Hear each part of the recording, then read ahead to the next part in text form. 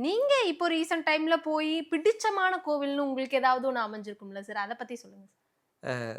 காசியில பாதி தென்காசி அப்படின்னு அப்படின்னு சொல்லுவாங்க. சொல்லி. தென்காசியில ஒரு சில காரணங்களுக்காக நான் போயிருந்தேன். அடடே! இயற்கையும், இறைமையும் சேர்ந்த பகுதி தென்காசி. அ. அந்த தென்காசி போயிட்டு எத்தனையோ முருகாலயங்கள், சிவாலயங்களுக்கு போயிருந்தேன்.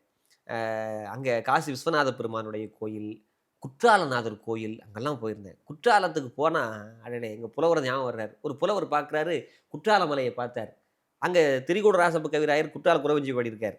அங்க போய் பார்த்தா குறும்பலா ஈசர்ன்னு சாமிக்கு பேரு. குறும்பலா 2000 வருஷத்துக்கு மேல ஒரு பலாமரம் இருக்கு. ம். அங்க மலைய பார்க்குறாரு. மலைகளெல்லாம் சிவலிங்கம். மலைய பார்த்தா மலையில பலாமரங்கள் இருக்கு. மலைகள் ஈன்ற மரங்கள் எல்லாம் சிவலிங்கம்னாரு. அந்த மரத்துல பலாப்பழம் இருக்கு. மரங்கள் ஈன்ற பழங்கள் எல்லாம் சிவலிங்கம்னாரு. சரி, பழத்துல சுளை இருக்கு. பழங்கள் ஈன்ற சுளையெல்லாம் சிவலிங்கம்னாரு.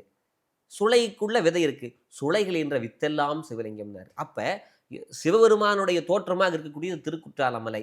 அந்த திருக்குற்றால மலைக்கு பக்கத்துல இருக்கக்கூடிய குறும்பலா ஈசர் அவர வழிபாடு பண்ணேன். காசி விஸ்வநாதர வழிபாடு பண்ணேன். அந்த கோயில்ல வாழ்க்கையில ஒரு முறையாவது போய் பார்க்கணும். வழிபாடு பண்ணேன். அந்த காசி விஸ்வநாதர் கோயில்ல வாயு மூலையில ஒரு ஒரு சித்தர் இருக்காரு. அவரையும் கட்டாயம் வழிபாடு பண்ணணும்.